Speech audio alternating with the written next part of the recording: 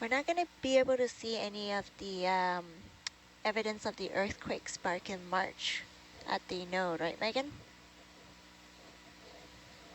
No, the node site is not a very active site for the hydrothermal vents or anything, so it'll look more, you know, there's more sediment there.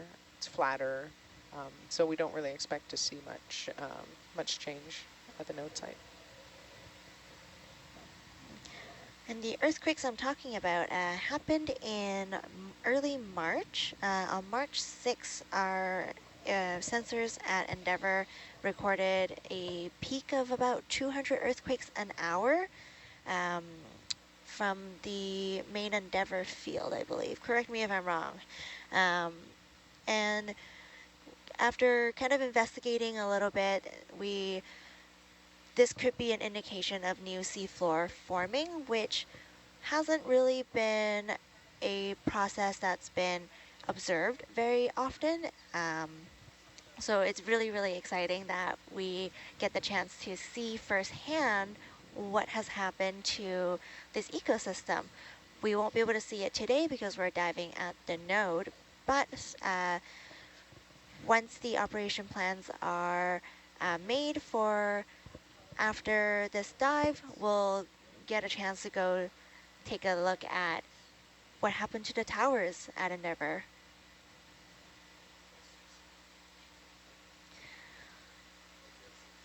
And so I grew up on the west coast of Canada. So growing up, we always had the looming big one referring to the mega thrust earthquake that was predicted or forecasted to happen really at any time now. So if you grew up on the west coast, you would have heard of the big one. These earthquakes that I'm currently referring to that happened at Endeavour is not related to that megathrust earthquake. These earthquakes are related to new sea floor forming as the tectonic plates It's a little diverge. fast.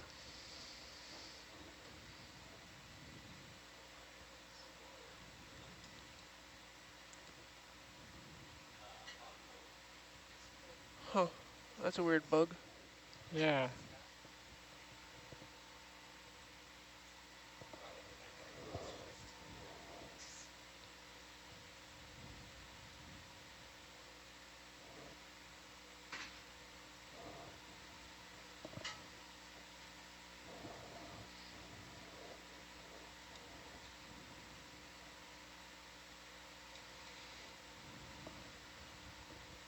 Is Atalanta the second ROV that's tethered to Hercules right now?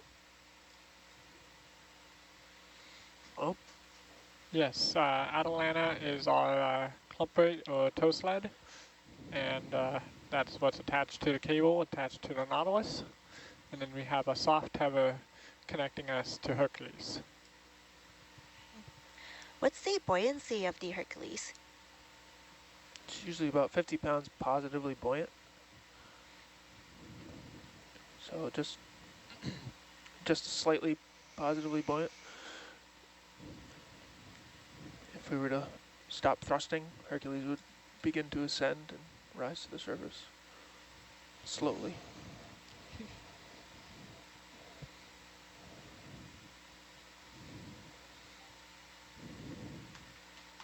I don't know. Couldn't tell you. I don't have a speed, so I'm just going where I was. Well, it's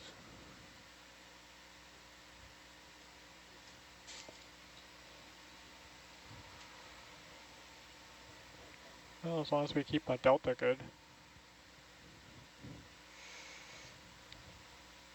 well. Why is Delta showing up as?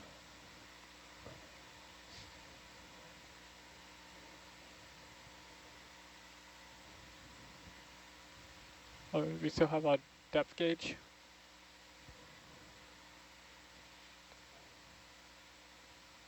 Our pressure. No, that's probably what happened. Yeah.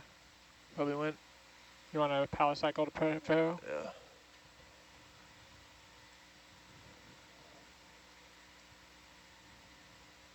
Because think Atalanta's on top of me. We're pretty even. Yeah, it's not updating.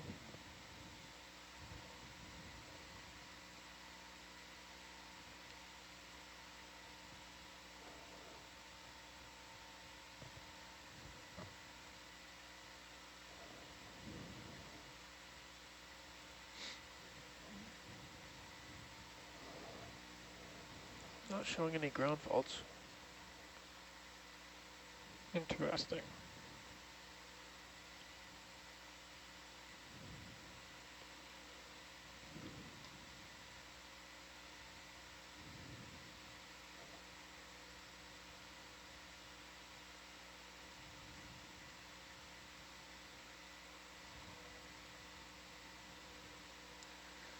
Doing this old school by visual.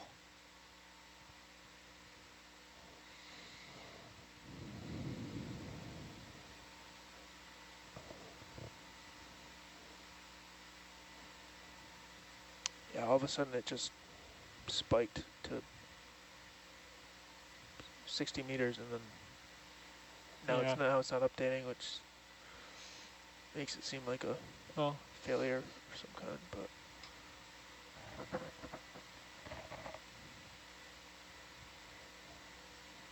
I know right now we're pretty even on oh, winch. might have just came back. Just power cycled it a couple times. Okay.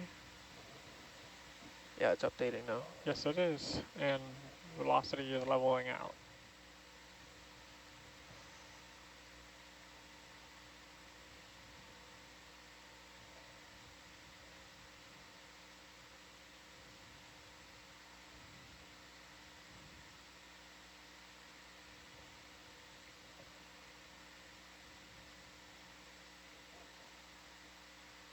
Coming up on 1,500 meters.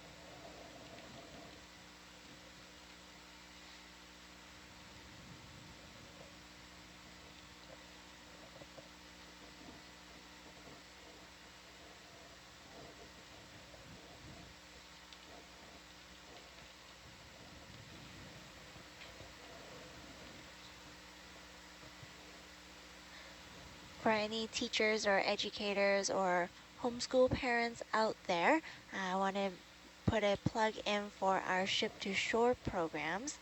You can sign up for a Ship to Shore interaction, which is a 30-minute long Zoom or Google Meets meeting between one of our team members on board and your classroom.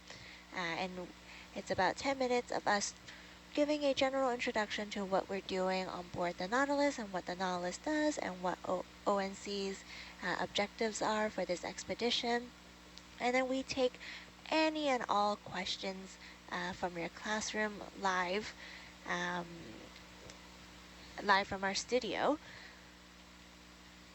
So you can sign up for a ship to shore on the Nautilus website, nautiluslive.org. And I did my first ship to shore today, and it was such a joy to see how excited the kids were.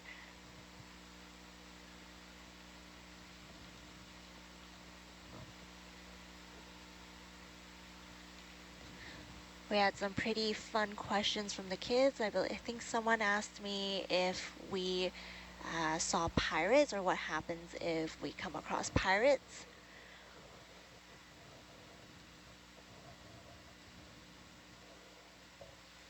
What'd you tell them? I told them we are a very safe ship and we have contingency plans and safety plans for any and all situation, including pirates.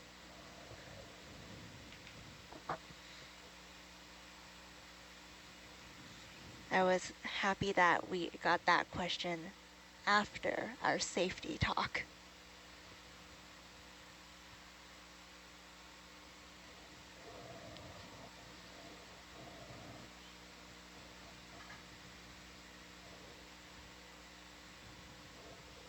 ETA to bottom, 24 minutes. Danny, your alignment's getting a little Yeah, Yeah, just little drive ahead. loosey-goosey.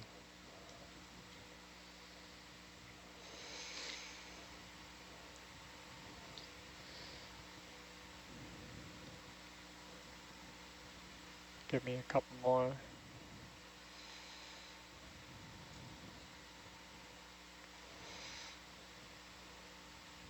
A little more forward thrust. You're coming around this way. What's wrong? See your heading? Your heading's coming around. Ah, gotcha. Okay. I'll straighten it out then.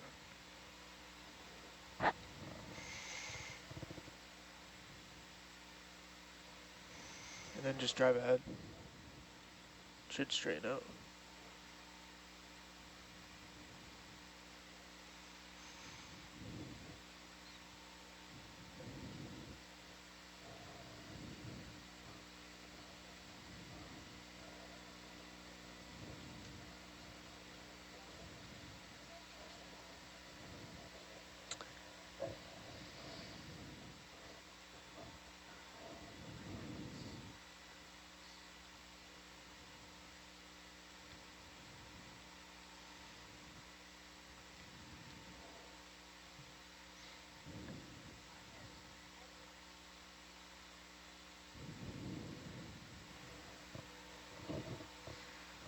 I want to give a big shout out to our shore support, Ed and Grant, back in Victoria for supporting our midnight dive today. Give it some full beans forward.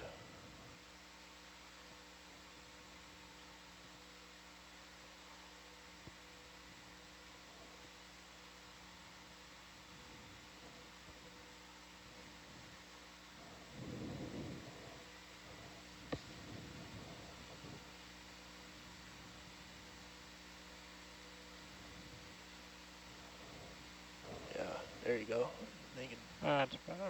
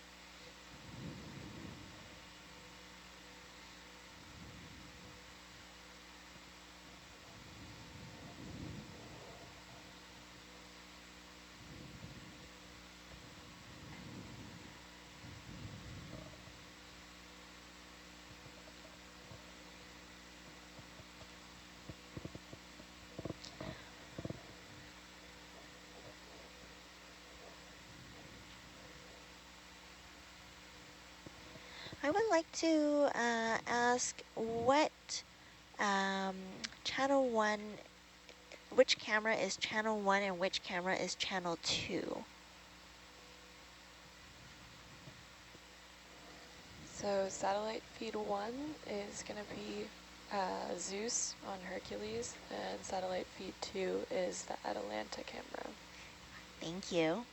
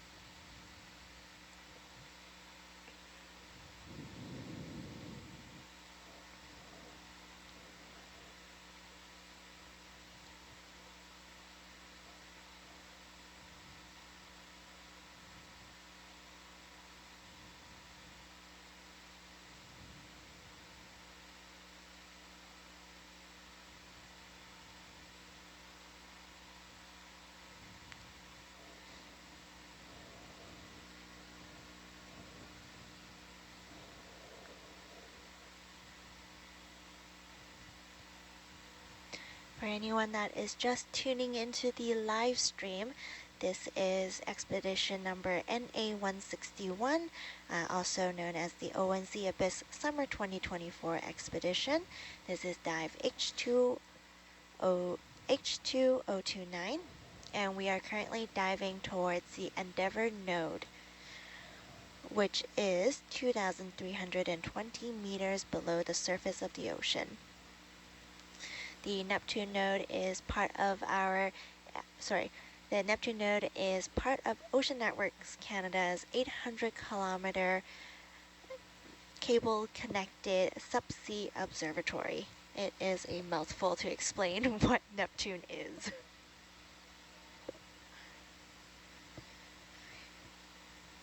And if after the expedition you are interested in using any of the data from Neptune, you can access it all online for free on oceannetworks.ca. All of our data are open source and it's collected by us, and we just put it out there for free. Sometimes when I'm bored, I pull up one of the cameras from our community observatories and see if I can spot seals, all the different sorts of rockfish that are native to our waters.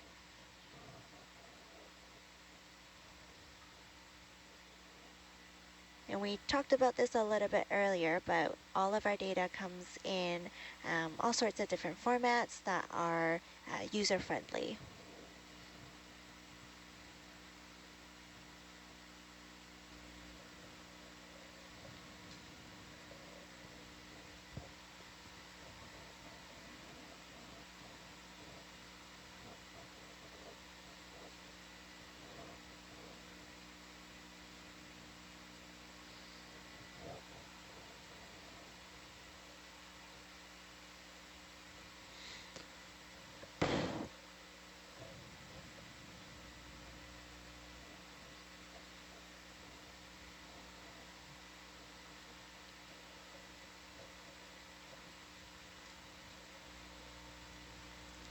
We also make sure that we try and follow the FAIR data principles, making sure that our data is findable, accessible, interoperable, and reusable. So we want to make sure that anyone can use it with without any specialty software to be able to read the formats. And trying to predict into the future how people will use data. So using things like file formats that are open for anyone. Remind me again how much data we currently have in archive. The archive is about 1.5 petabytes. 0.5 petabytes. And how much do we collect on a daily basis? So it depends on what's going on, but somewhere in the 300 gigabytes range. So that's a lot of data that we are trying to make accessible and fair. Indeed. I like how straightforward the acronym is for that.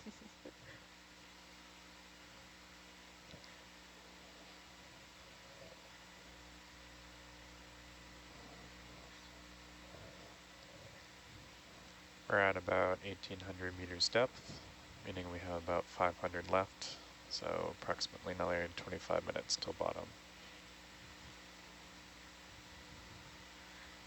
As we're descending to the bottom, I have a fun question for everyone. What did you study to get your job? I want to kick this over to the ROV team first, if you are available to answer. Yeah. My name's Jake, and I went to get into this field. I went to school for ocean engineering. I did my bachelor's at the University of Rhode Island, and then I got involved with OET through the internship program. Go roadie rounds. Yeah, go roadie.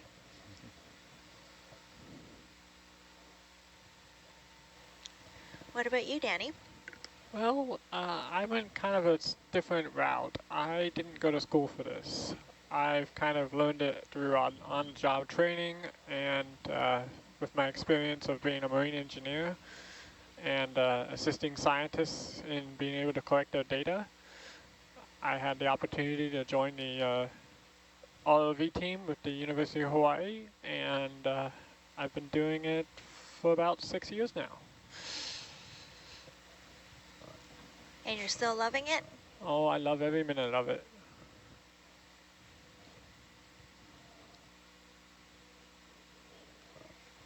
And then I also went to school at the University of Rhode Island for ocean engineering, but also marine biology. And I kind of jumped into the program through a connection. My current advisor, Brennan Phillips, was a ROV pilot for many years. Yeah, just through that, jumped in. Thanks for sharing. And over to our video engineer. How did you land yourself on the Nautilus? Yeah, so for undergrad, I went to a college in Maine, and everyone gets a degree in human ecology. It's called College of the Atlantic, and you kind of design your own major, so I studied the intersections of art and science communication. And then I went to a graduate program for science and natural history filmmaking. So yeah, I'm definitely doing what I Slow studied. down your wrench a little bit. And I'm very happy to be here. Speed up your ROV. I'm at 30 That's meters. my educational journey, but I also worked in the film industry for a long time, and I still do work in the film industry in a more traditional sense, but my passion is telling stories about the ocean, and yeah. That's awesome. Thank you. And of course, over to Megan. How did I get on Nautilus? That's the question.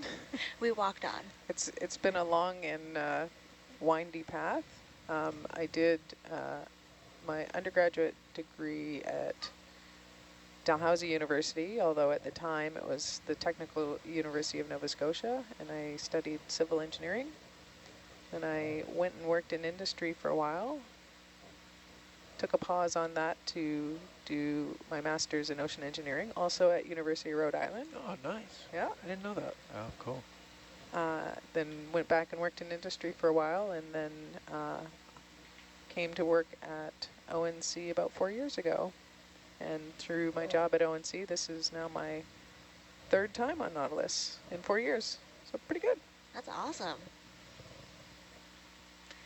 And I studied marine biology at the University of Victoria.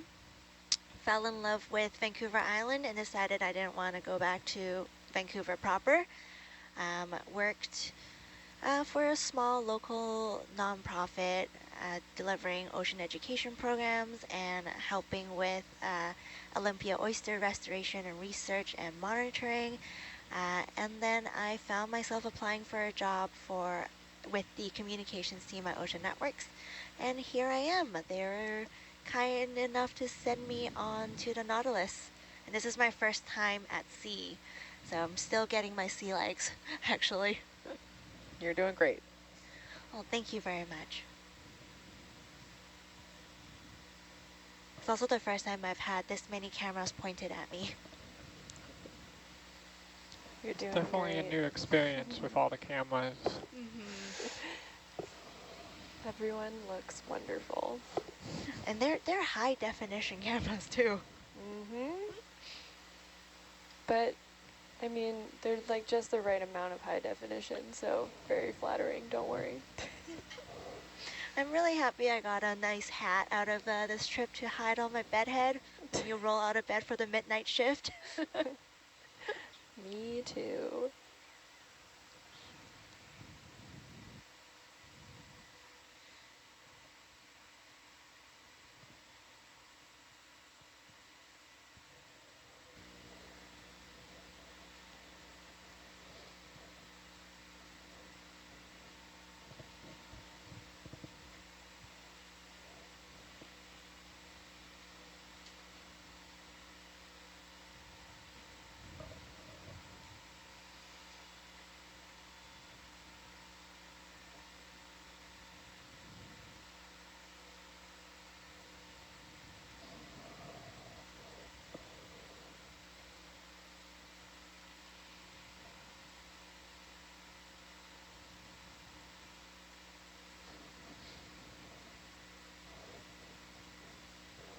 We're passing 2,000 meters.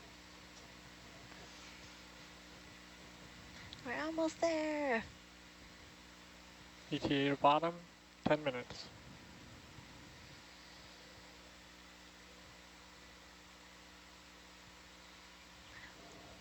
What's everyone's favorite part of being on the Nautilus team?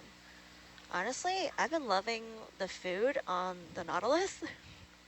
I don't think I've missed a meal yet. But also everyone that I've met on the Nautilus team has been so amazing, so accommodating, and I have so much to learn from everyone here.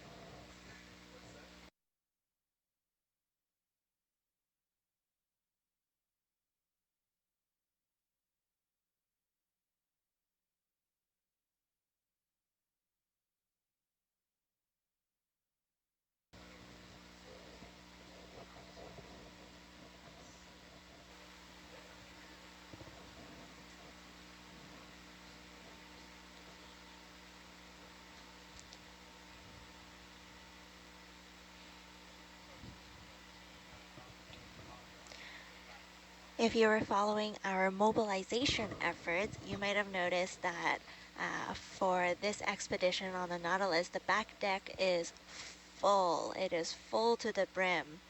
And that's because we have a lot of infrastructure that we're servicing. And I'm stealing this quote from Megan. When you don't have the luxury to go to the store for something that you're missing, you need to pack everything. onto the vessel before we set sail. So we have all sorts of equipment back there. I'll throw this question over to AJ or Megan. What are some of the sensors or scientific instruments that we have on the back deck right now? Yeah, I could take a crack at some of that. So a lot of what we have on the back deck is actually going to be going over into the ocean, hopefully relatively soon. We've got 5 ocean bottom seismometers that we're going to be using to supplement a lot of our seismic equipment that's cabled. I think these are instruments that belong to Dalhousie University on the east coast of Canada. And we also have 6 sediment traps, which are sort of gigantic. They look kind of like coffee funnels, like coffee filter funnels that sit on the ocean floor, and as the sediment falls through the water column, it collects into these bottles of brine that that rotate at a certain interval, so you can sort of determine, I guess, how much ocean detritus there is. So those are kind of these autonomous instruments that we're going to be deploying from the surface in the short term. We have 2 cameras on board that we're going to be deploying. 3 cameras, oh yeah, Temple Mini. Yeah, we have 3 cameras on board that we're going to be deploying. One of them is going to be going on at our main Endeavour field site. It's called Tempo Mini, and it's a camera that came from Ifremer in France. And then we have 2 of our sort of Ocean Networks Canada style cameras that are going to be deployed, one at Barkley Upper Slope and the other one at Barkley Axis. So those are both going to be at our Barkley Canyon node region. We have bottom pressure recorders. So those are RBR, Canadian-made instruments, bottom pressure recorders. What else? Maris seismometer. We have some more seismic equipment. We have a Titan, which is a strong motion accelerometer made by Nanometrics, another Canadian manufacturer. And that is used as part of our earthquake early warning network, where we have accelerometers very near to the subduction zone here that will help us to respond to earthquakes by positioning our instrumentation really close to the epicenter. What else? What am I forgetting? Lots of CTDs, Mm-hmm. Oh yeah, acoustic releases, always CTDs, beacons. Are our CTDs all from Seabird this time around? yeah. Yes, yeah. For our deep water Neptune network, we use Seabird CTDs, pumped CTDs. We use a lot of AML CTDs on our other observatories that are in shallower water, where we can use their UV light to protect against biofouling. But I think all the ones we have here with us are Seabird. I know biofouling is a big issue for our inshore instruments, like anything from Venus. Is biofouling an issue for any of the Neptune observatories? It is. I don't think it's quite, you don't get quite the same level of it. So the pumped CTDs in deep water tend to do a little bit better. They don't really have the pumps clogging as much in deep water as they do in shallow. Yeah. Well, But, on Neptune, we have one quite shallow site at Folger. Yeah, yeah. And we have the super pump there. yeah, you want to talk about what the super pump is, AJ? Why don't you talk about the super pump, Megan? So we have a CTD at some of our shallow sites, and what happens in these pumped CTDs is sometimes they get plugs in them, and when they're plugged up, then the data is not very useful.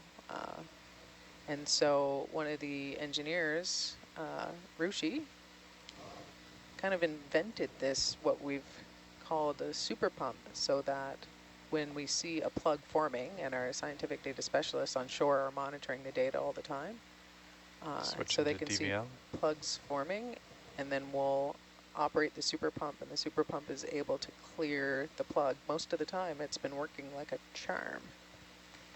So that adds a lot of longevity to the deployment of these CTDs and increases our long time series. That was an awesome explanation. And CTD stands for conductivity, temperature, and depth. It is a very common and very useful oceanographic instrument that ONC often actually deploys during every expedition we go on. I mean, every site's got a CTD, and we swap them on 2-year cycles to ensure that roughly, we're kind of studying to see That's which site makes sense for 2 years, or can they last longer, or do they need to be swapped more frequently? And there's a bit of a study going on right now. Yeah, that's correct. But I mean, historically we've swapped them at 2-year cycles, and because we have so many, it ends up making up a lot of our operational tasks. Is there a CTD on Hercules right now? There are 2. There are 2 CTDs. Yeah, because one's not good enough. Well, what's interesting with our cabled observatory is when we're with our CTDs, we're really just monitoring what's happening on the bottom of the ocean. But with the CTD on the ROV, we're able to get that data in the full water meters. column to see what's changing from Slow top down to a little bottom. bit. Yeah, I'm picking up altitude. So we might as well double 50 up on meters it. on Atalanta too. Okay. Double the data. This is how we boost our data volume numbers. Oh no, the CTD data is not very big. Come on. Teasing. All right, we're approaching bottom here, 35 meters on the altimeter.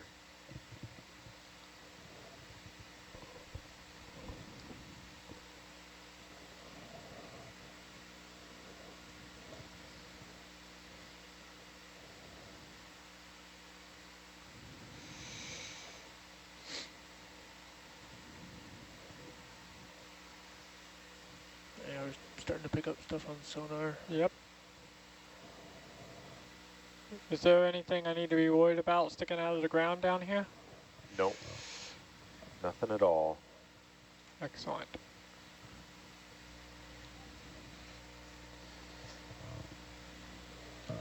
So Nav, I see us to the southwest on the survey. Is that accurate, or do you need to dial that in? Yeah, that's accurate. I'm going to hold Argus depth here. Okay. You're going to want to just continue down until you find bottom. Okay. Once we start settling down, we'll swing back towards the ship position, which is closer to where we're going. We might just run into that cable running southwest, and then we can follow it. Yeah, that'd be great.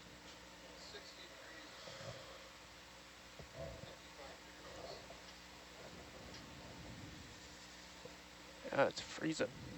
Yeah, it is.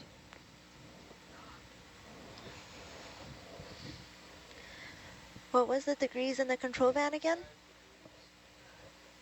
60 degrees, which is 15 Celsius, which is why I'm wearing a toque and a puffy jacket. Two sweaters. Burr. I think I'm at 4 layers right now. I regret not bringing my puffy jacket now. My ears, my one ear that's exposed feels very exposed. Do you want? I have mine right here. I'm not wearing it. I would love that. Thank you. It's my camping jacket, so Smells like campfire? yeah, it smells like something.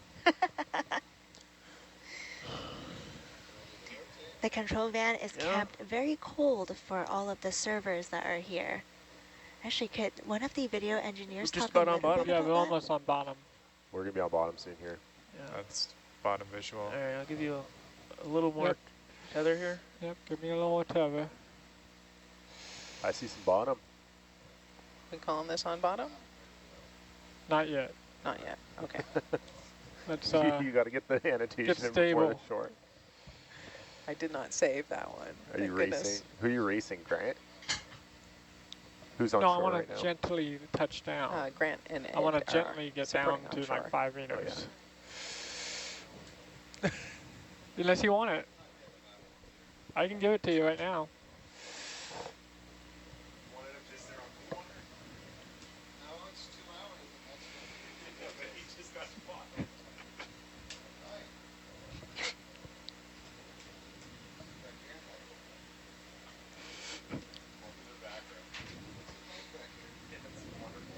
Okay.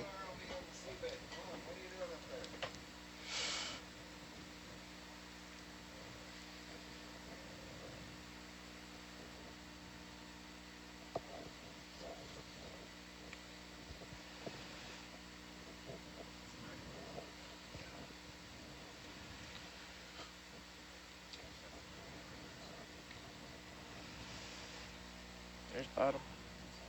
Okay. All right. Now you're Now I gotta so put. you're stretched out, so you're gonna want to come back towards Atalanta now. Come underneath. So we're facing opposite directions. Yes. So now I'm gonna want to turn around and come underneath. Yeah. And that will give you more slack in the tether, about maybe about a 20-meter delta. So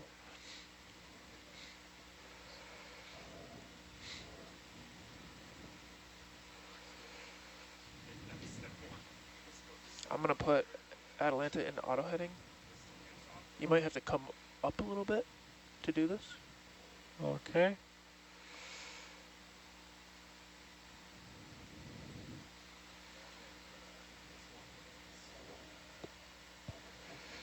But yeah, basically, yeah, get your needles lined up and then Then lock in drive it, auto heading. and then drive ahead. Yeah, lock into auto heading. Oh, you've already found a cable, so it's nice. Perfect.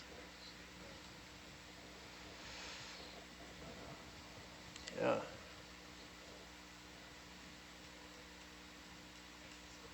Ooh, too far. Yep. Do you want me to be this wide? So Oh, that's much you... better. Yeah, that's good. Okay, I'm on your heading. Okay. Oh, copy. Thank you. Coming down.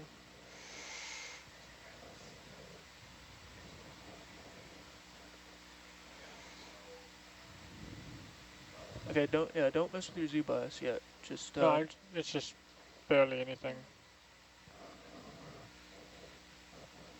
because now you're floating up. Yeah, no, that's why I was trying to come back down. Did you guys have eyes on that cable? That Yeah, we had seen that cable. Yeah. Okay, that cable will lead you, if you follow it northeast, will lead you right there. Okay. So you're gonna want to come straight underneath Atalanta, and then we'll. So just drag.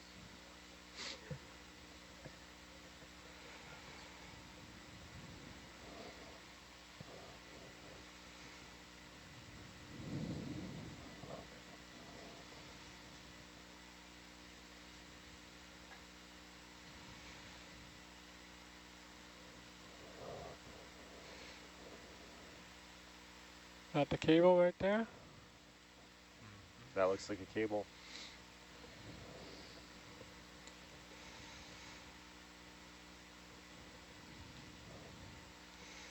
You're muted.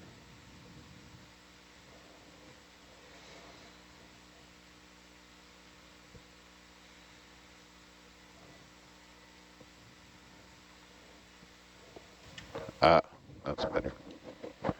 So, in the top left of that screen, if you move your mouse. Yeah, hang on, I gotta get us going the right way here though. That's the mud mat that we see on this, well, I see it there on the, on the top left. So, before we get going, we have to do some bottom housekeeping. Yeah, go for it. So we need to do a system check up there, guys. Can you guys hear me up there? Yes. Yeah, so we record all the gauges and temperatures and humidities and all that good stuff in the dive log there. And then video may or may not want to do white balance with the manipulator. Yes, please. Thank Should I you. set on bottom or just here at about 3 No, meters? we do not want to touch the mud if you Muddy, can muddy, avoid muddy. it. Gotcha. the opposite of that other ROV that you operate.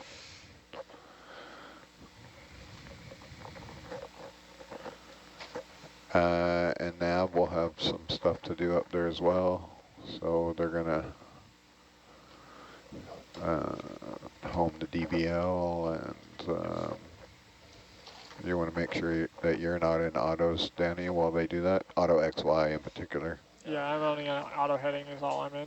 And then there's also a, you know about the double tap for the auto altitude. First time you hit auto altitude, there's a bug where it will jump up, so you gotta double tap it when Got you do you. it. So you can do that right now if you want. Auto altitude, auto depth, doing the same thing? So you go to your autos page, Gotcha. and you have to select which one. So right now, you have to double click it. Do a double click. Yeah. Okay. See how for a second there your verts were pegged at 100? Yeah. Yeah. So let's tilt your camera up and center it a little, Danny, and keep an eye on that cable and the That's not linked. node there. I can do it for you. Okay. Just to keep your spatial awareness there. You want to have it in 2 cameras when Pilots have going out to a full wide. we get the manip out to do the weight balance. I don't know if we need to do the weight balance for this. Yes, please. White balance is always good.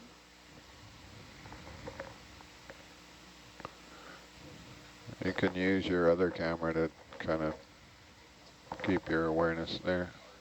Yep. Or you can let nav do their thing and then go into auto XY. It's up to you. You want to go? Are you guys ready? Yeah, just, okay, go ahead. All set? All right. Bing. You good? Yep, that's all set now. Okay. Auto XY Should be able to go auto altitude as well. Should be fine there. and auto altitude.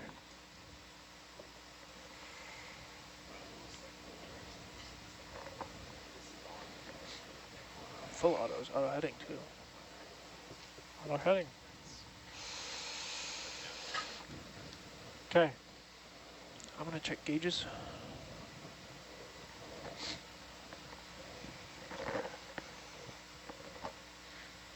You can light up the craft too and put it out for video. Just make sure you have your, finger on the button, because it's probably gonna try and poke your eye out. Oh yeah, all right. I'll get my. So when they turn the lights on, you'll be ready with the iris there. All right. You good for craft? You want to do it or you want me to? It'll take us probably about 5 minutes to get all of our Let's see if we can. first deep dive, so give us a few minutes to get all our kibbles and bits in the right direction. That goes to the back row too, by the way. Yeah. If you mouse up to right up here. Okay, so we have valve on, everything's good? Everything's Yeah. on. Okay. Come Yeah, on, so and that's hydraulics. the camera that is actually going to take the still picture. And that's the upper camera that's providing an overview. No, it's just fixed for now. And so if I push this button here, How's that? what happens? Do you like the here? down Up, lights down? on for this? Oh yeah, there. Yeah, oh, Yeah, if you zoom in and out, it's going to be on that lower camera. They're not ready for us yet with the zoom. And the pilots aren't looking at it. And go wide again. And if I push this, it'll take a photo. This is the upper camera. This is the lower camera. I think it only takes, Or it's just the one button. This looks like it just moves the menu down. I think we usually That's turn our correct, down lights yeah. on. Yeah, ROV will. There we Yeah, go. there it is. Thank you. Are we gonna get out of And that? then this is to take a photo every 3 seconds. Yeah, iris down. Like time lapse, I think. Close that. Yeah. They're gonna move it so that it's not in the shadow And there. when that's happening, that should automatically zoom that upper camera to like a half zoom. Oh, if you're running the If you're time one, lapse. yeah, and I believe that also does the photogrammetry stuff. Yeah. I don't know, I haven't read the document yet. All right, ROV, are you ready for video to zoom? Yep, go ahead. Okay. video zooming?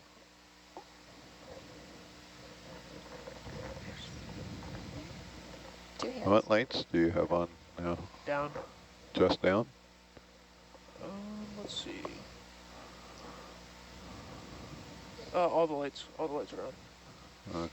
That's interesting. Yeah, get a little more focused on that. While he's doing So, that, Jake, can you find him in yeah, there you go. Atlanta? And do you have any more zoom to go in? That's all of it. Okay. Yeah. All right, so that's now you can go ahead and should probably do the black balance first. So we're going to go dark for a moment. Okay, go ahead. Oh no, where's the ROV? I'm so scared. She'll come back. She's taking a nap. Okay, and then now for the white. All right. And white balance. Are you able to see me in Atlanta view? If you tilt I your think I camera need to go forward. iris up a little bit so you're at that 80 mark. Down, down, down, down. Slow movements. See how the 80 is right here. And up, up. And you gotta keep those There, Herc right there. pilots on their toes while they're sitting in the Atlanta chair, Danny. They're horrible, our Atlanta pilots. And Yeah, then did you yeah. go ahead and I'm do the that worst click again? one. If you tilt your Zeus up, You just gotta wait for it to kind of make a Facing little the same beep at direction. you. Okay, it looks okay. Now go ahead and push that button down. And you gotta hold it until it beeps. Oh, hold on. What is going on? There, I can just kind of see you.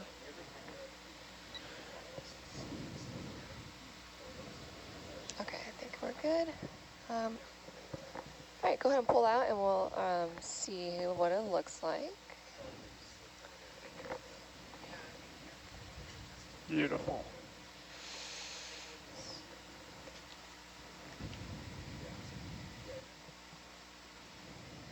All right, that looks good. Okay. And Thank go ahead, you. iris up just so you can see the outside as well. There you go. Okay, video, we zoom wide. Yeah, go full wide with the boat. That is full Okay. wide. Okay. I'm gonna stow the craft. Yeah, it is. You can see the edge here. Okay. And then put your focus out a little farther now. Yeah. I'm going to turn downlights off. And then you'll need to iris up just overall. Okay. Craft is secure.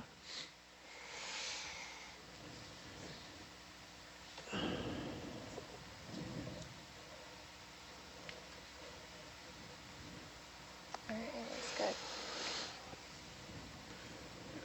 Check gauges. And yeah, this is where that gets helpful now.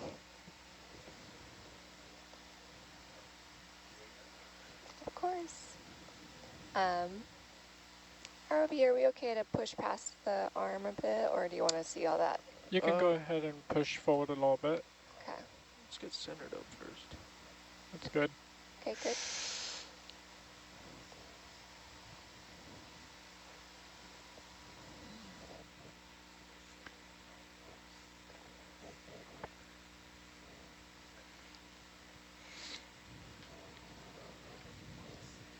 And can you tilt down just a tiny bit so we can see the edge of the porch?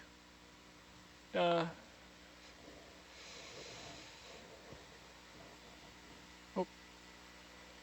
There we go. That's Got your spatial awareness. exactly. I can see where I'm going.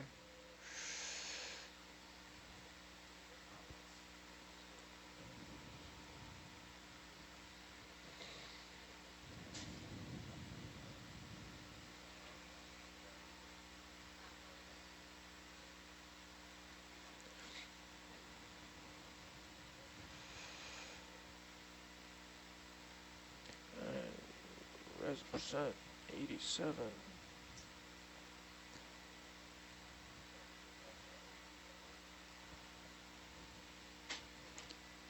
18 degrees in the bottle. 40% humidity.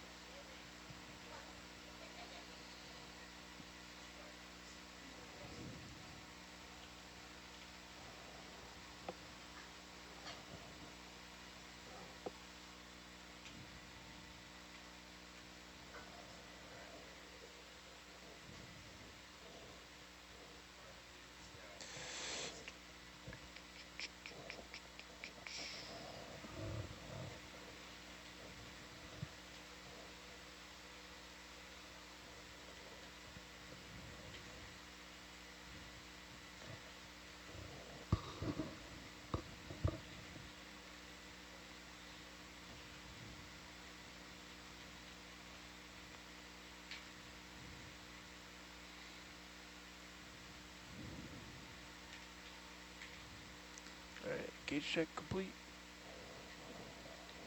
Gauge check complete. All systems nominal.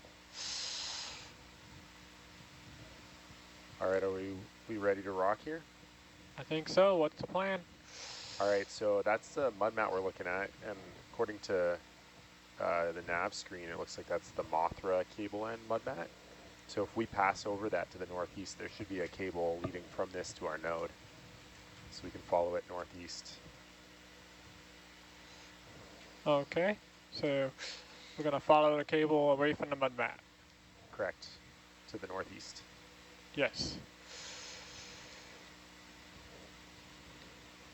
Okay. Coming out of auto XY.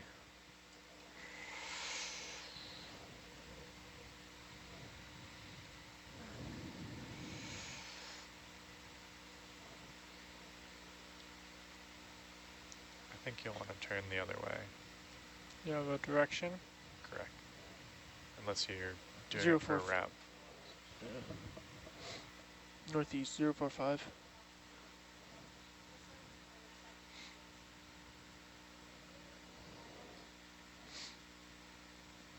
So we're following the other side of the cable. Yeah. Yeah. Correct. Gotcha. Yeah. A bearing of about 40 degrees probably. 30, 40.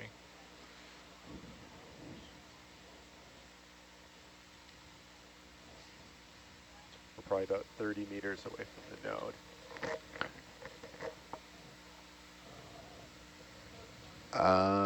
Yeah, so we're, right now we're gonna be doing probably 3 things: moving the ship, moving Atlanta, and moving Herc, but Yeah. you can always ask.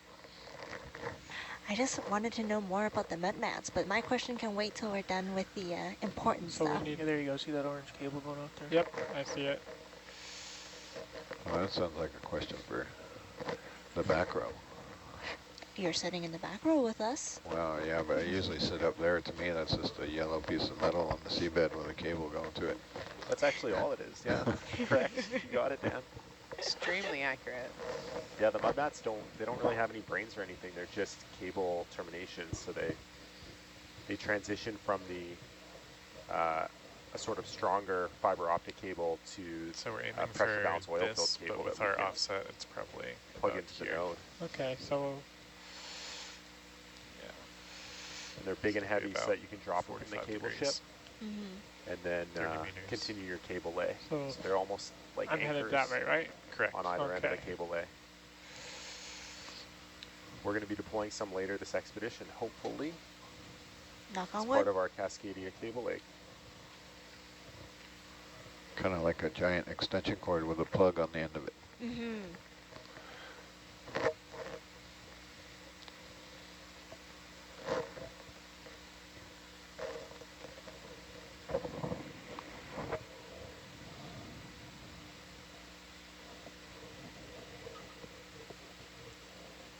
Should I go a little deeper, maybe?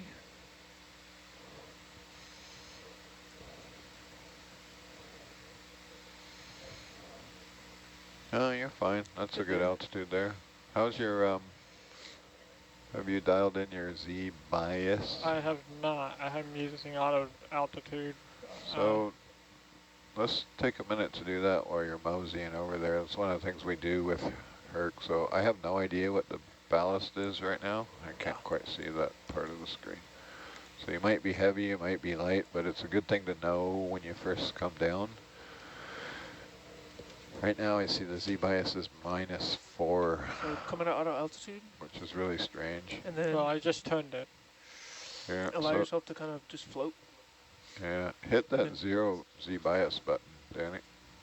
on the GUI here. So that's 0, and then allow yourself to just float up a bit. You'll get a feel for how much. Hopefully you'll float up. Oh yeah, hopefully. No, Hopefully you it's don't float floating up down. right now. You want to know that before you approach any of these instruments or get around a cable or So anything. we're floating 'cause up. So now you can slowly adjust it until you get close to neutrally. Just stagnant there. Well, just a little. You always want a little just float up. So it's Yeah. I like for this kind of work, I like it to be aggressively light because we're picking up things and putting things back down. So Okay. if we're doing science and we're, you know, getting within centimeters of a fragile coral or a sponge, then we dial that Z-bias in so that the vehicle's really close to neutral. But when we're doing this kind of It's probably going to be somewhere like -15 to -20 or Yeah, that's something. what I'm thinking. this kind of engineering work, Okay. it's nice to be able to let go of it and it floats away from any of the jewelry down there. It'll keep you out of trouble. So that's the node we have eyes on, correct? The trapezoid. Yes, I think so.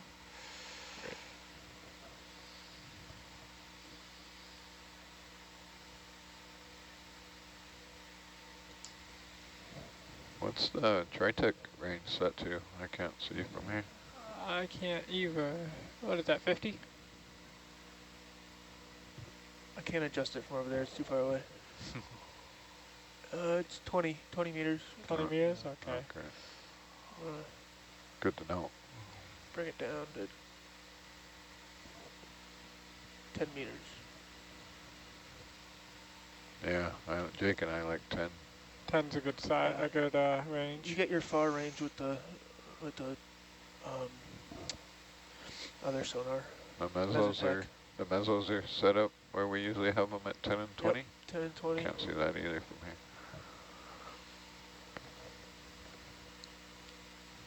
Okay, so I'm still floating up at 15. Yeah, that looks good. You're not rocketing up. No, it's just a very gentle up. Okay. Yeah. You should be able to fly manual or with auto head on, whichever you prefer. Herc flies like a dream with no autos.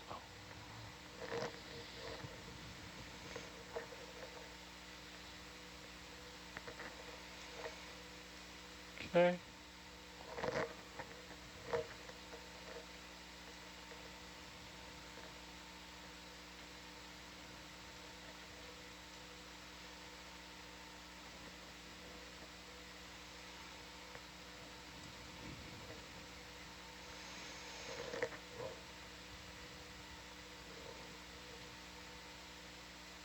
Got a pretty high delta. Yeah. Come down a little bit, Jake.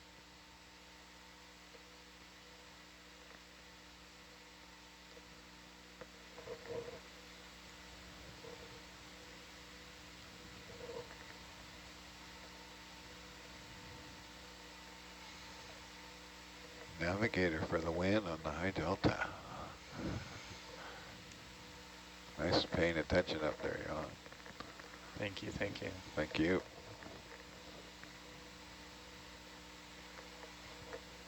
Rennie loves the high delta. It depends if you're under it or far away. Right? Yeah.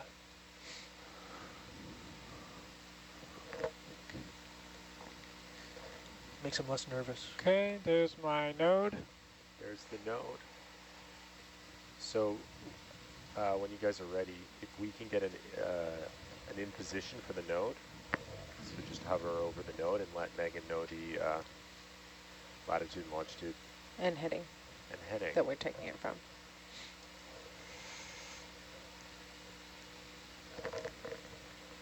And depth. But I think I can read that from the screen. Did you say over the node or Here, just I'll give you bubble cam nearby, too. looking at it?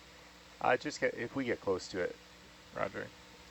And what we do with our IPs, and I guess we should probably do with the node as well, is just line the ROV up with one of the sides.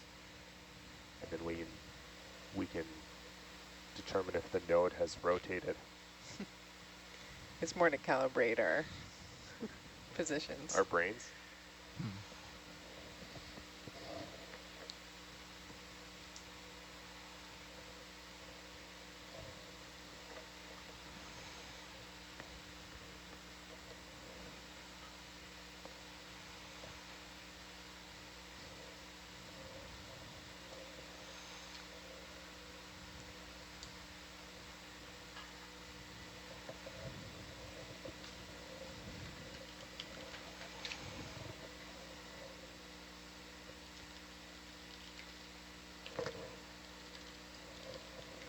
good view of one of our Neptune nodes with its float pack on the inside and then the trawl resistant frame on the outside.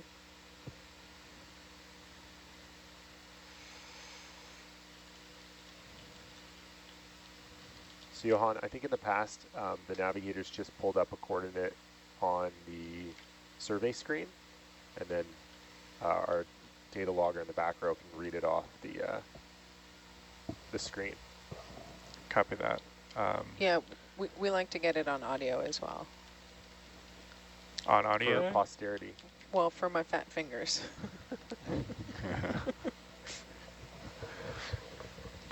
Sorry, did you say you want me to read it out, or? Yes, please. Yeah, Okay, that's great. perfect. Cool. Yeah. In a very official navigator-like voice. Let me sit up straight for that. Yeah, because there's probably 3 cameras looking at you. Are we in a acceptable position, or? I can get closer if you like. How close are you? If you look at our cinema cam, wide eye.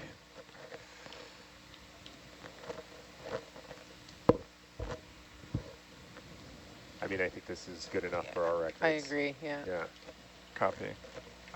So on survey, if you look here, this is all of the Herc data live as well.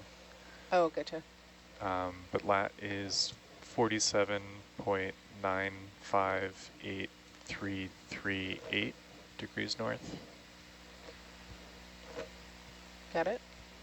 Longitude is 129.035393.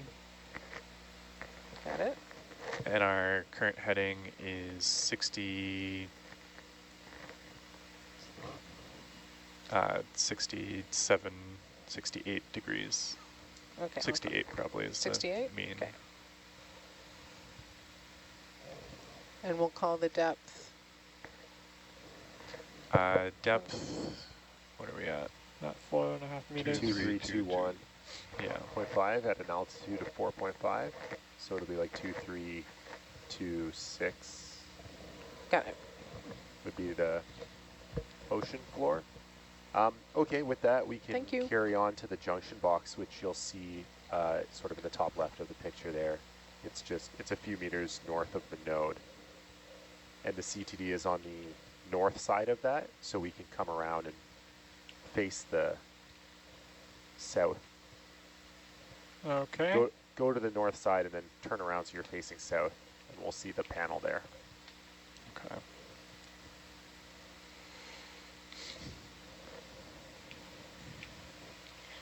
How big is the node? Say about as big as a small car? Well, that's the trawl resistant frame. The actual guts of it are not quite as big. Yeah, have you played Frisbee golf with us at MTC? I have not had a chance We to have play. a new trawl resistant frame in the yard. Sometimes gets hit by Frisbee. Okay. Forget that's the end of the day tradition for Okay, I'm MTC. spinning around. It's a very important part of the MTC lifestyle.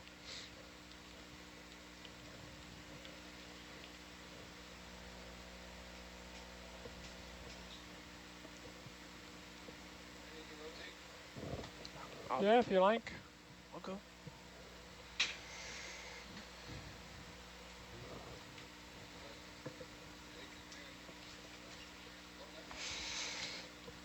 Okay.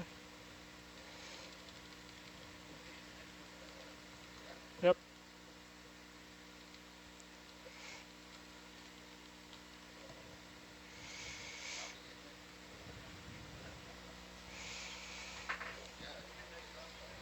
And is that the instrument platform that we're looking at, or is that the junction box there? Tricky question. Well, that's almost a trick question. That's a good one, exactly. Yuko. Yeah, we actually use those terms kind of interchangeably. The instrument platform more refers to the sort of the structural frame where we would put other instruments, and the junction box is the pressure vessel that you see in the center of the frame. But we do sort of call it, in general, we'll call it both the junction box or the instrument platform. technically you could swap out the junction box into a different instrument platform. Yeah, like the junction box itself, the pressure Is the electronics and the guts of it. it'll have a unique serial number. Okay, so you wanted to do what with this? Well, so what we're going to do first is take a sample Niskin and align our CTD with the cabled CTD. So you see it on the bullhorns there. Let's get our teleprompter going here. So this is our CTD there. Okay. And so the instructions are to try to match the height of the ROV CTDs with the deployed CTD. So that's the one on the frame. Okay. Wait for 30 seconds and then trigger one Niskin bottle. Gotcha. Let me come down a little deeper.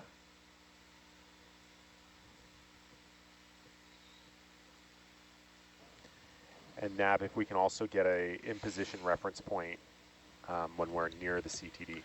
So Copy that. we have this thing on the front of the vehicle. What is that thing? The CTD on the porch, is that? Yeah. So the CTD on the porch is the Orion's tucked in, and I don't think we can trigger a Niskin with that in that configuration. Okay. It would be, I mean, we probably could, but It would be threading a needle. Could you, now with your very capable left arm, could you hold the CTD in the jaw, move it clear of the porch, trigger the Niskin, and then return it back to the porch? probably, yeah. So you want to just walk me through what the general order that you want to do here is? So this is a bit of a new procedure for us in terms of this sort of Niskin CTD procedure. So the idea is that we want to help calibrate these CTDs that we're recovering, and then the new ones that we're deploying, we want to have the ROV sit nearby so that we're logging the ROV CTD data. And then we're going to trigger one Niskin bottle. Then we're going to be doing our CTD swap, and then we're going to repeat the process and trigger a second Niskin bottle with when the new CTD is deployed. Right. So sorry, you wanted to trigger the first Niskin before we disturb anything? Is correct, yeah. Trigger the first Niskin before disturbing anything and before unplugging anything. Okay.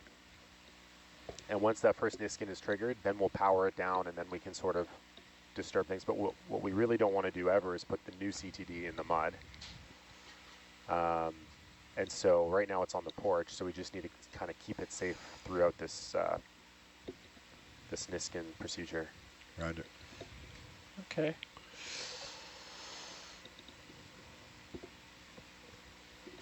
Let me think about that for a minute. Let me get sorted out here. I'm pretty stable where we are, so.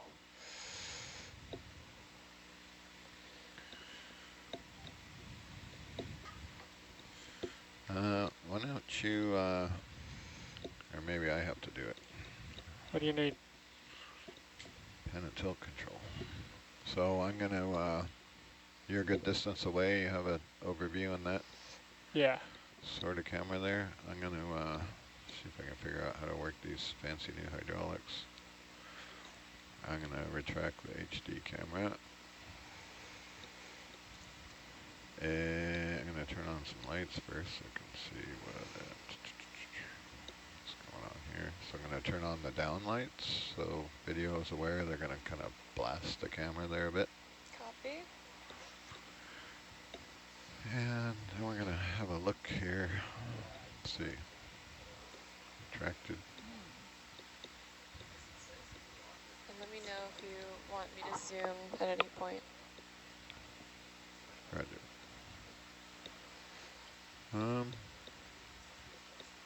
I think we could reach that. I think we can.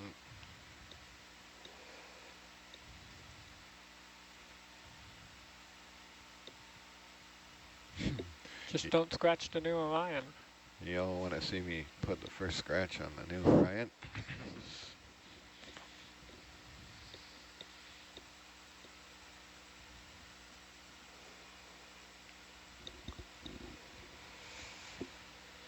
Nav, whenever you feel comfortable, you can provide an in position. Okay. I'd like to do a DVL reset before that. It looks like we're hopping around a little bit. Yeah. So while we're this close to the instruments, Danny, Yes. it would be my preference not to have Not auto to use autos. XY. Okay. You can use auto headings, pretty stable. But And not auto XY, yeah. auto out will get you in trouble, but you can use it if there's nothing under you. But auto out can, yeah, if a fish swims under, or we stir it up or something, you can get in trouble. So, Okay. And auto heading, I'm on and off that all the time. Yeah. Okay. Pilots, are you comfortable with the reset? DVL?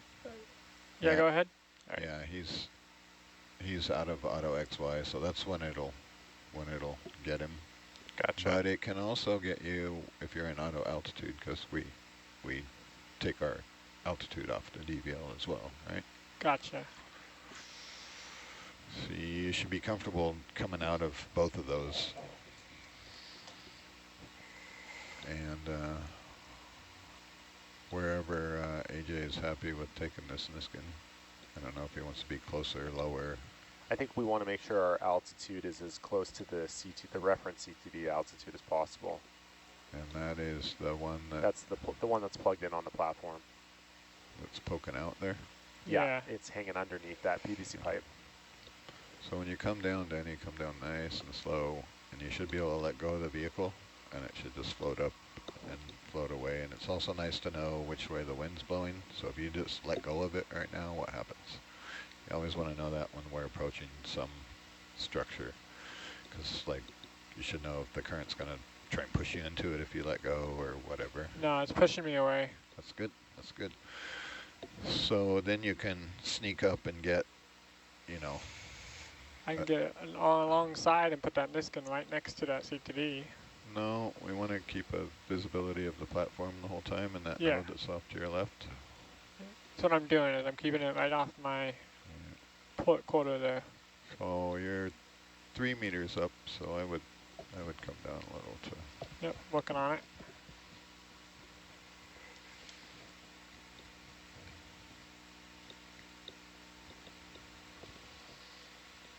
Somewhere in there.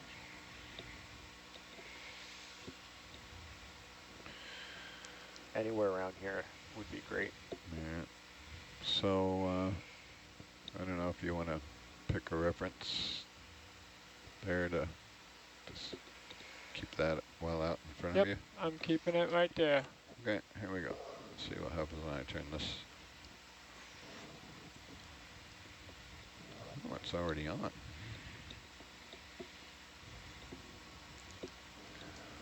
AJ, do you want to wait till we're squared up for that heading and position reading, or? I don't think so, because this is just for the it's for the CTD, so for the Niskin. So I don't think we need a heading. Copy. So once we're in position, I'll lock you in. We'll still record a heading just because it'll get angry with me if I don't put something in. Gotcha. But it's really whenever we're sort of at the spot next to the CTD, ready for the Niskin, that's the in position that we want. Okay, ready to sneak over there and fondle one of those dangly things. You guys are ready? Yeah, go ahead. I've got you. You're happy back there with the position? Happy. There we go.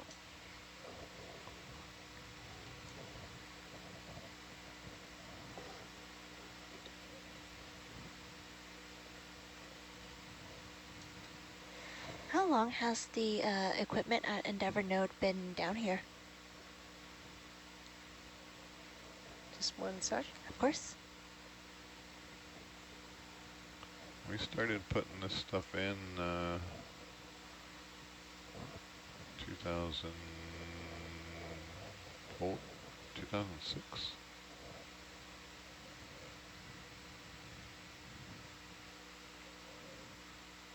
Did it trip? I can't see it back there. It might have. Do you have your rail camera up? I have rail cam up, but it's very dull back there.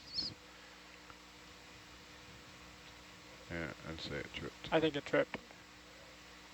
All right, that's Niskin number 6. Niskin Yep. number 6.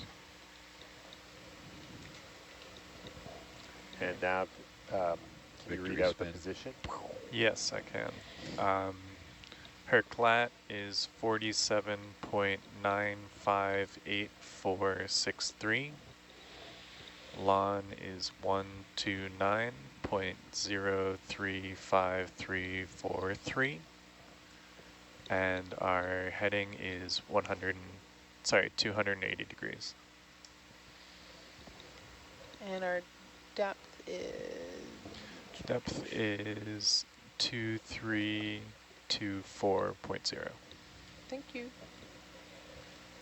Okay, so systems on shore. If you could power off the drivers from the Endeavour node CTD, that's J1 on JB14, and let us know when those power and drivers are off.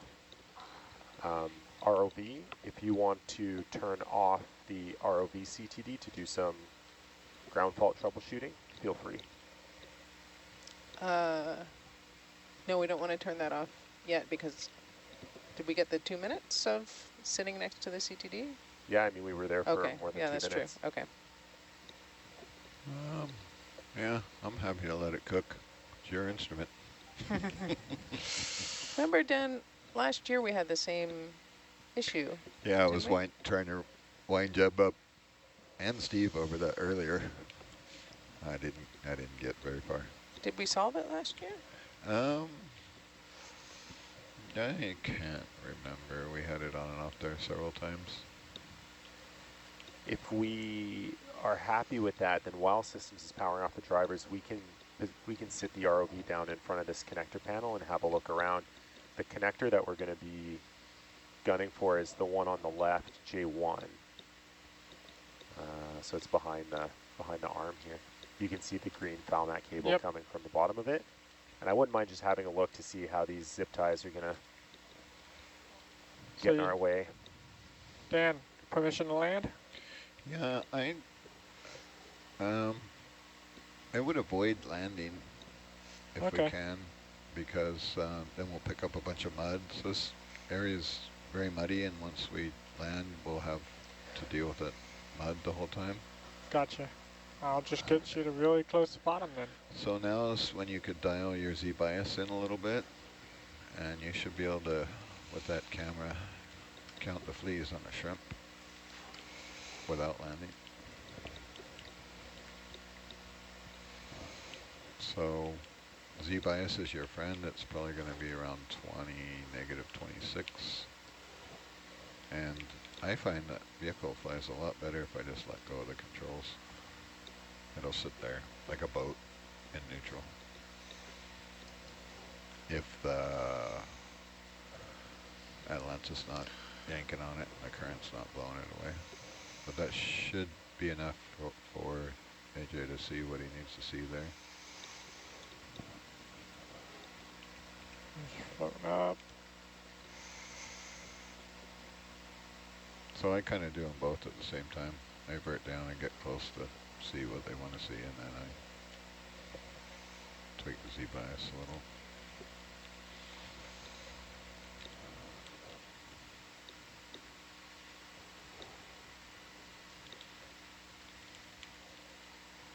If you want, I can pan the camera off center there to see through the hole around the manipulator.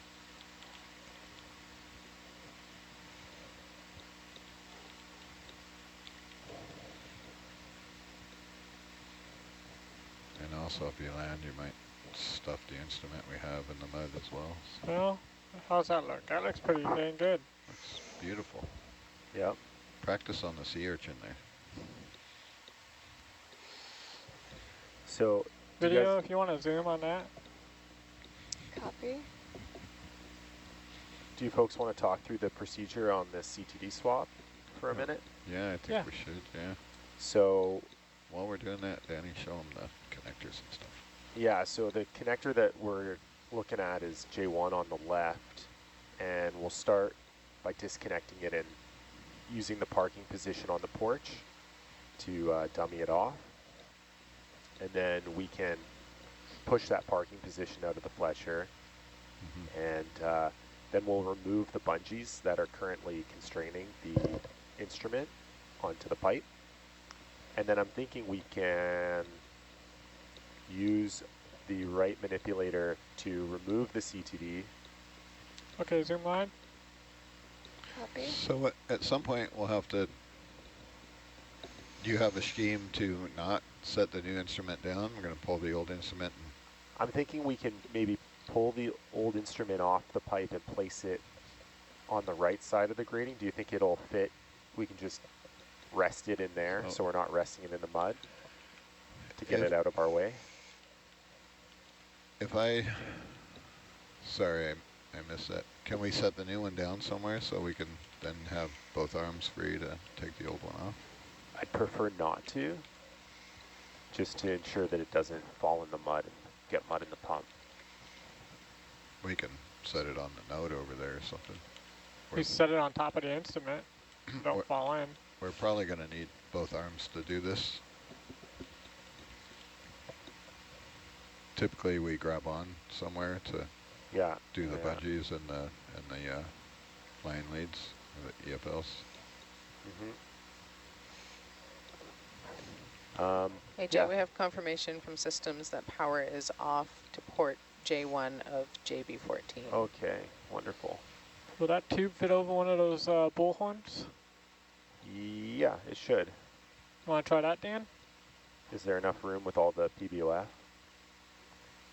No. Have a look. Yeah, no, I don't want to get anywhere near the cables with that. Okay. We'll wind up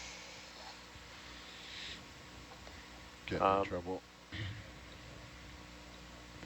We could try it and sit down, but I don't think we'll be able to get everywhere we need to be sitting down. You know what I mean? Yeah, if we sit just a little to the left to give your right manip sort of the most range, you don't think we can just do the two monkey's fists and pull the instrument off into the right? And then lay it down in the mud? It can go in the mud, or preferably in that cubby.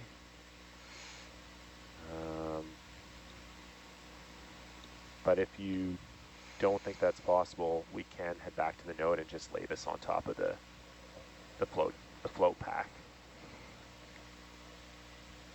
Should be pretty safe there. I don't think there's anywhere really safe here that I feel comfortable putting the new one. Yeah, it would be much more preferable not to have that thing in our face while we're trying to get the old instrument off. Okay, all right. So if we stick it over there on the node, then we can come back, get the old one off, take it over, put it on the node, grab the new one up, bring it back over. Okay, so we'll use the node as our clean table. Roger. Okay, so we're going to go back to the node. Yep.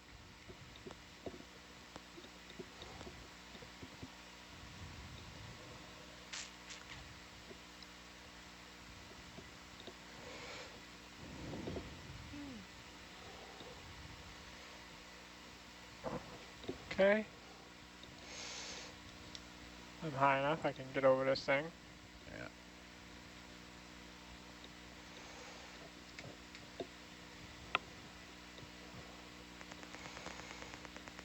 You can fly right over there, and if Just back row's okay, just land right on top of that thing.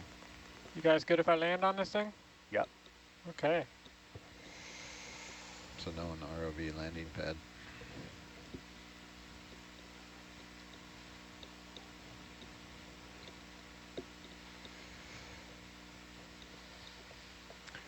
When you do land, you want to land with no heading on?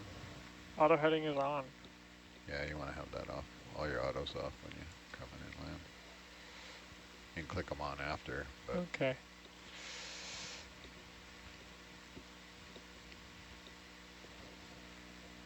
if you look in your down camera here, you want to Yep. I'm coming in for landing. come forward a bit until your porch is over it, and just gently sit her down.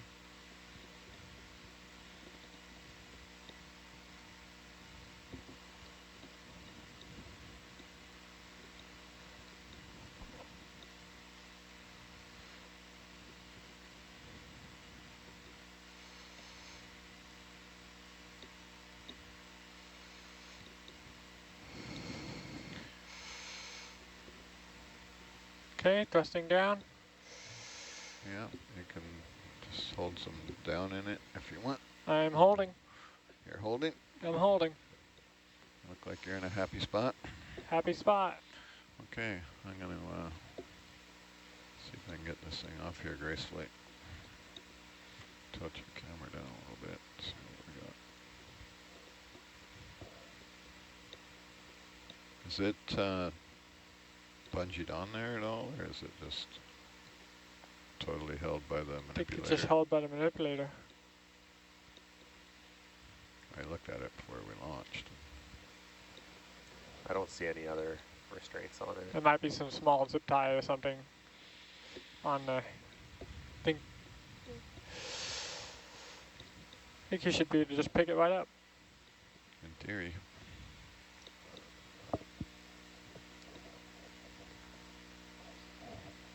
Nope.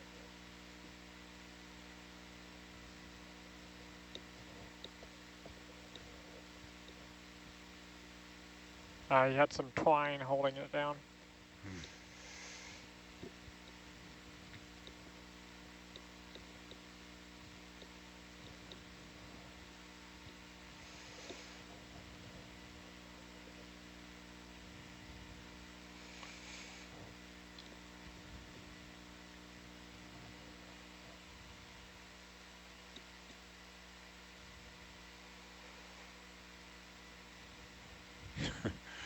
Why does Jake have that saying shoulder left? That should be azimuth left.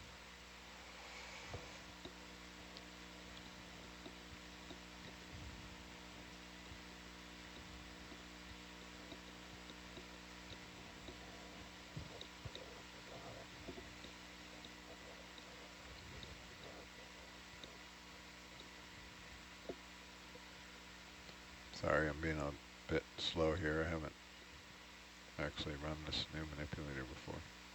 New arm. No idea where the buttons are. So this one doesn't have the joystick manipulator like the right. No, it's like an excavator or a backhoe. Yeah.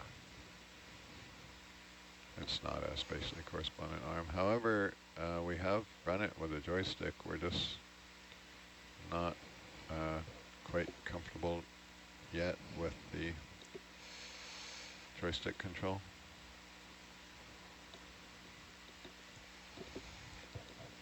Hopefully you don't take that foul mat with you when you pull out here. Timber. Beautiful. Yeah, that's good because it gives us a good place to pick it back up from later. What a great landing spot. Okay, we good to take off? Good to take off, and we'll head back to the north side of the instrument platform when you're ready. Give me 1 second here. Oh, sorry. Oh, you can head back. I'm Okay. gonna get this thing ready for a grab. I gotta figure out where the buttons are anyways.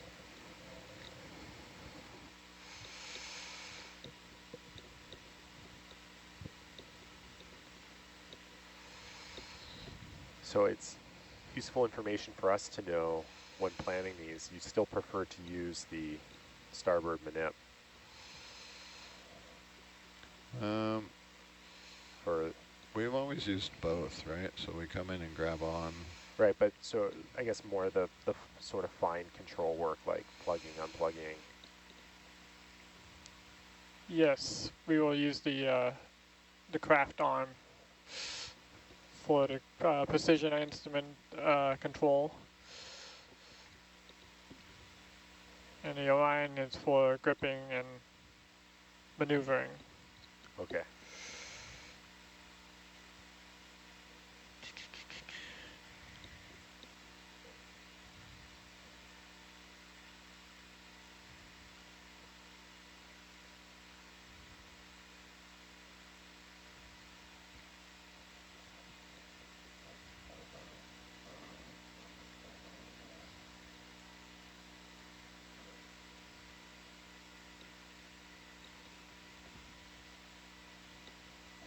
What is he?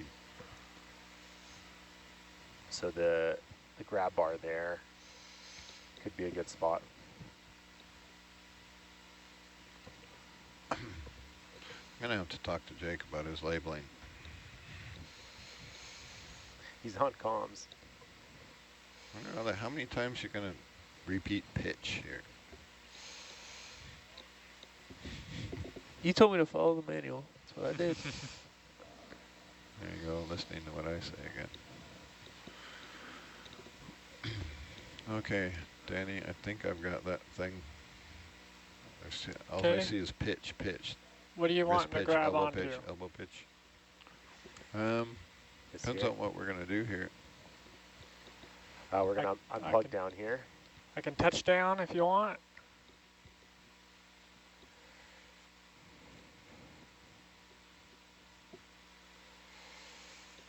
We're gonna disconnect and then disconnect J1, and we'll go into the Fletcher, right?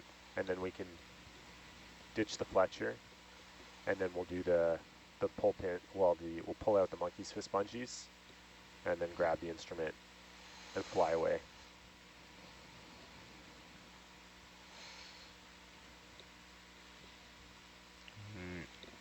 Why don't you back off a bit there, Danny? Yep.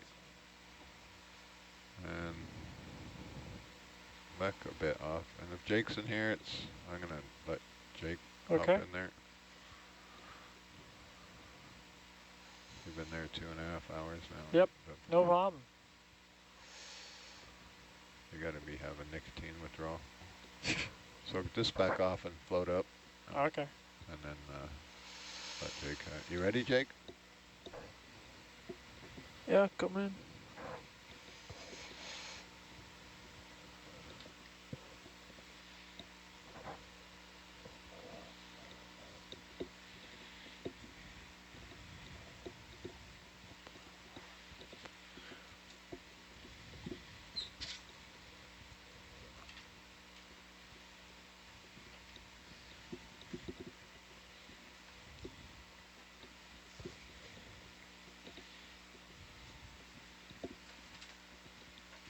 Your electronic leash. Your electronic leash.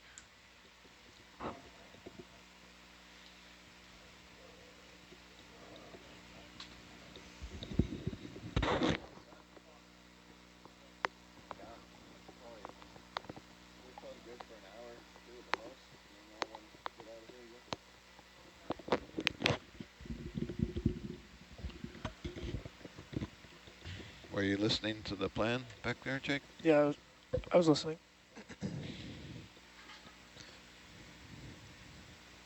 I don't know if you want to try and land to do this or try and grab on and we can pivot around.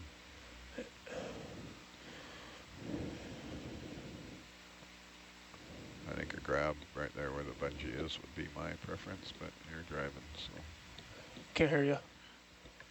I think a grab right there on where the bungee is would be my preference. Yeah, yeah, that's where I was kind of coming into. Roll this. There's a little D-ring right there.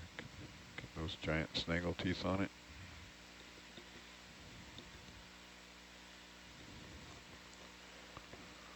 Put the first scratch on the Orion. Don't scratch it. Oh.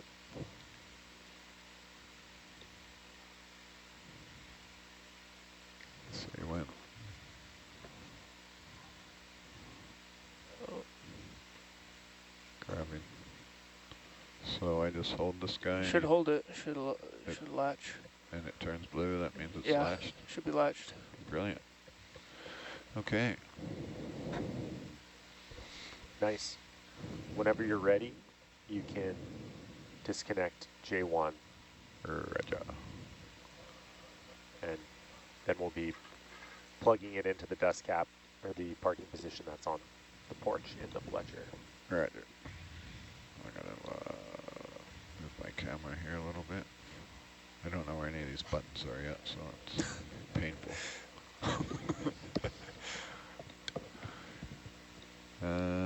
You want to lateral left a bit for me? Yep. I designed the thing. I don't even know where the buttons are. You lateral left, and I'm going to shoulder right a bit. So you're laterally left. Somewhere in there, maybe. Something like that, you think? Yep. Here we go. Craft coming up.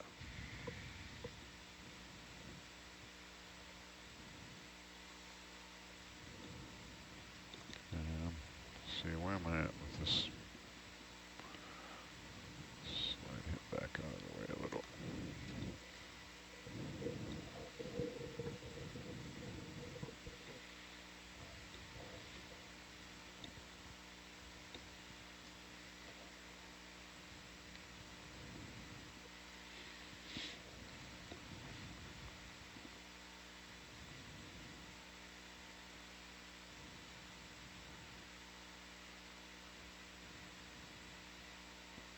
Wouldn't it be cool if we had all three cameras on the ROV right next to each other? Could actually see what we're doing.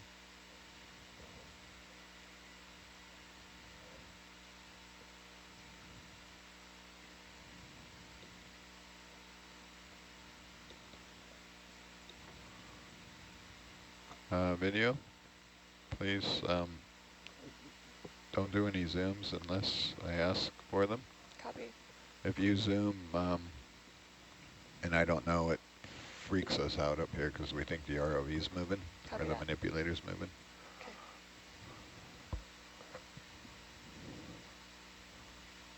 That might have been the ROV moving.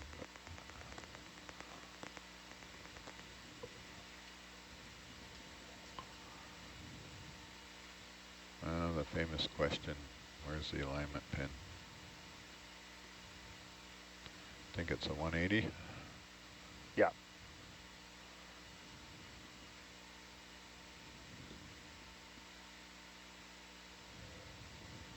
I think this is the preferred orientation, cable out.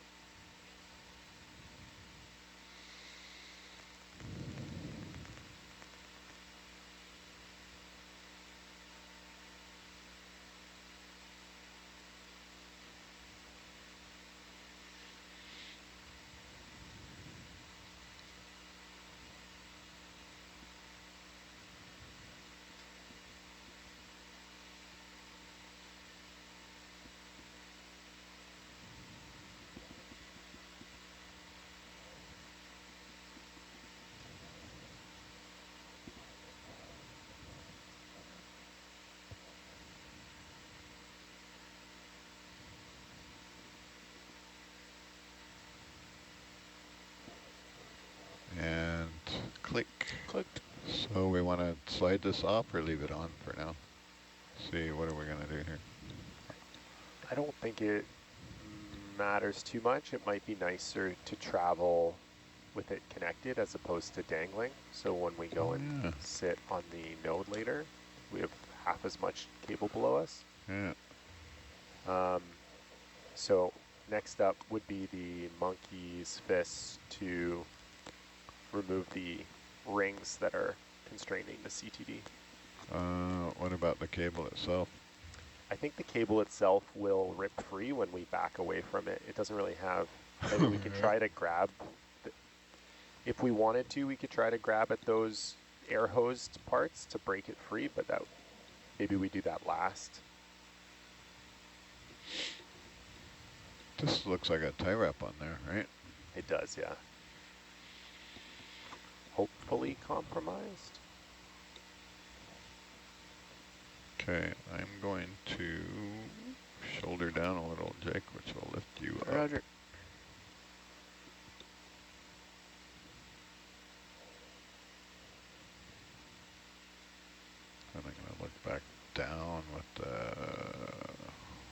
Fusomatic.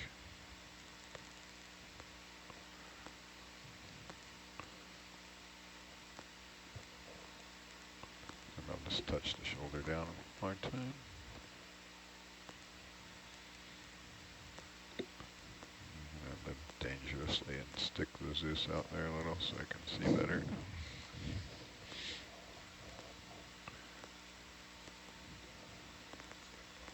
You can make out which bungee I gotta do first there. Looks like the yeller one. Yeah.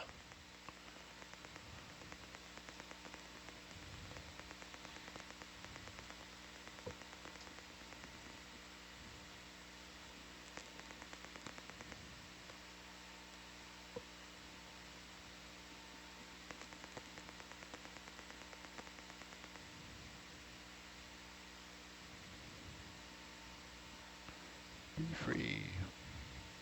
Don't come back to haunt me. Oh, look, it's a sinker.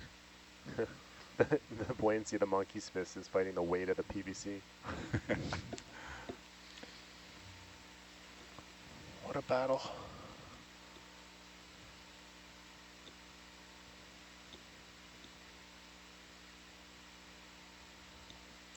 This one's gonna cause us grief.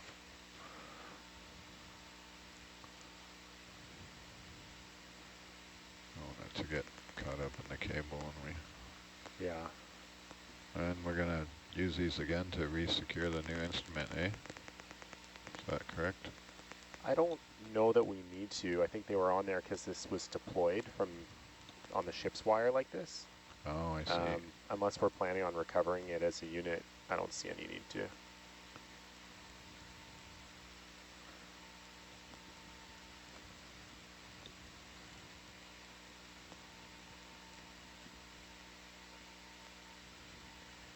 Unless an ROV was able to do those zip ties subsea.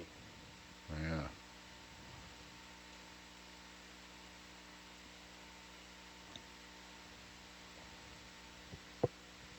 What do you think, Dan, do you think it's worth just giving those cable ties a nudge to see if they'll break free? Make our life easier on the getaway? It would be a cleaner getaway unless that whole mess falls down and gets caught up on the other ODIs. I could just grab it and loop it over the Fletcher there. Yeah. Yeah, let's give that a try. Soft on the jaw. See if I'm clever. I don't open the jaw at all, but I'm not that clever. Try.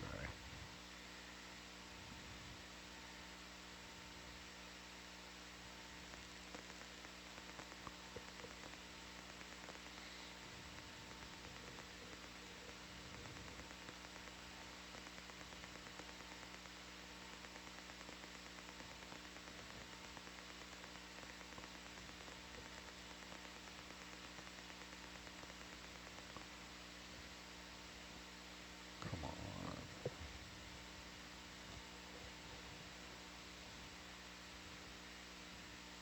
If it all stays bundled like that, it should be still a clean Yeah, I was getaway. trying to do the wrist bracelet with it. I think it's okay if you just let it go there. Okay. Yeah, that'll be fine.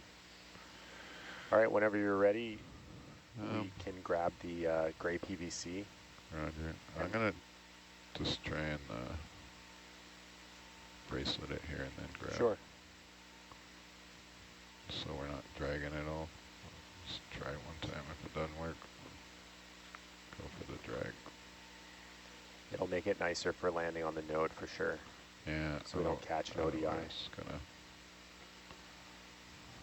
I was trying to do. So I can grab this anywhere, like right here? Yep. You're just accessorizing Herc a little. Something like that. Perfect. And then it should slide off towards us, right? Correct. Okay, I'm gonna retract the camera now.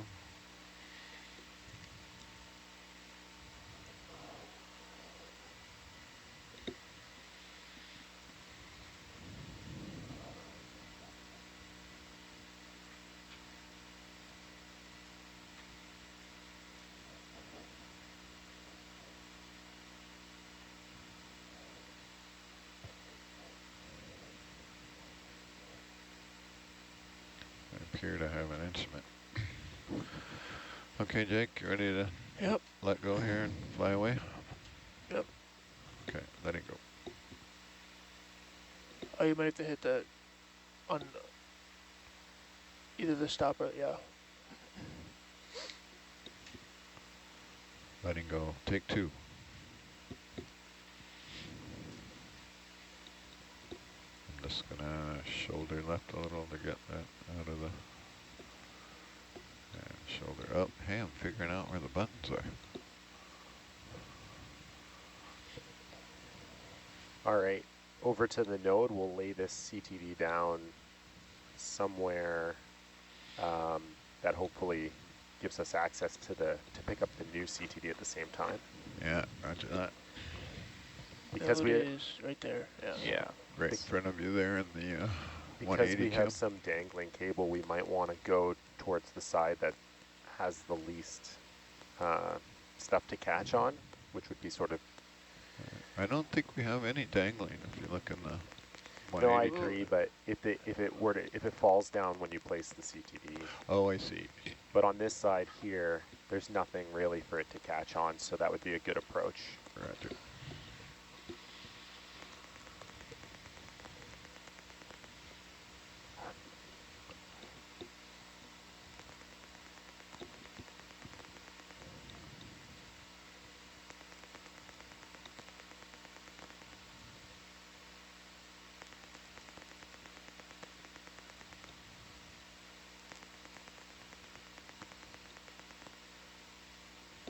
Still cold in here, isn't It's freezing. it? Could I take 2 minutes to just describe to our audience what we're currently doing at this site? Is now a good time? Sure. Yeah, go for it. Awesome. So for anyone that's tuning in, we are currently diving at the Endeavour node, and we are swapping out a CTD, so a conductivity, temperature, and depth device. And we just unplugged the old CTD and on our way to grab the new one to replug it back into the instrument platform.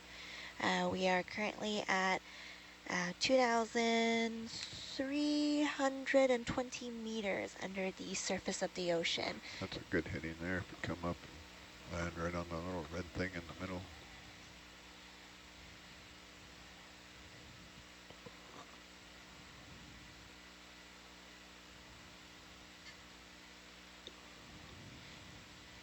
Put it next to this one.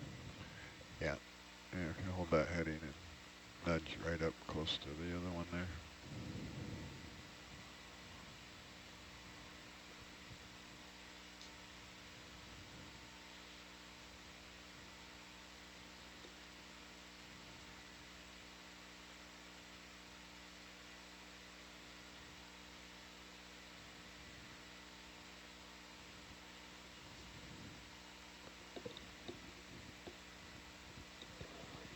You in a happy spot?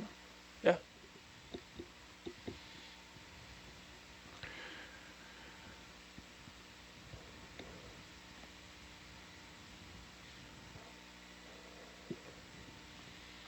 Johan, is that air handler on next to you? Or is it turned down? Rennie tried it earlier, and I believe it's all, All the way to the left? now it's all the way to the left. Had a little bit. I'll have to check the other ones. My fingers are going numb.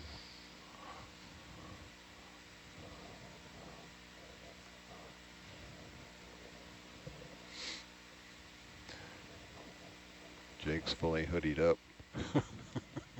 Yeah, Mike over the hood. It's freezing. Yeah, you shouldn't have it. 12 degrees is ridiculous. I have like 4 layers on too.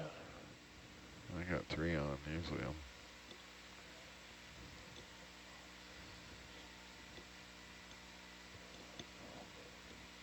Okay, happy with it there. I'm gonna let her go. Happy there?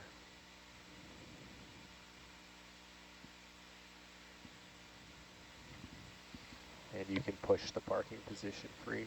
All right.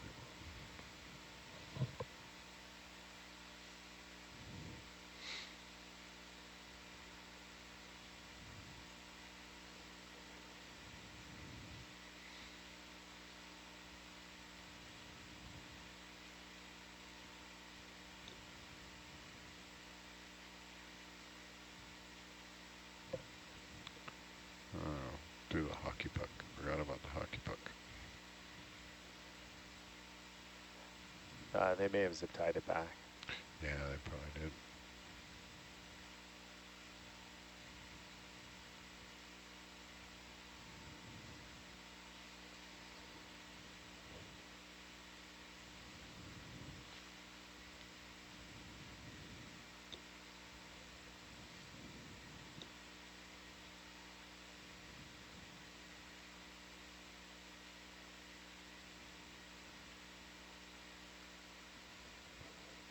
Swing on this. So armpit grab, that's why.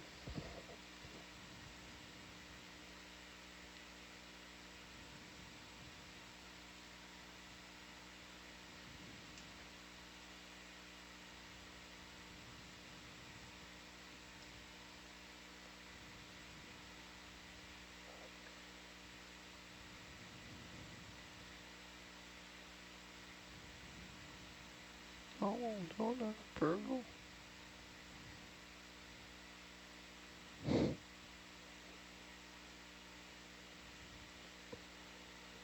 Beauty. So how I envision this new CTD placement going is we can pick up the CTD as it is, go and place it on the horn, the rod, Roger. and then we can pull the connector free. It's tied back with some twine, should break Roger. pretty easily. And then we can go from there into the Fletcher to demate the parking position, and then into the receptacle on the platform. Roger. Does that sound okay? Yeah. All right. So we'll grab it up here and then go grab on how we were before. And Yeah, and you can see how it's flared.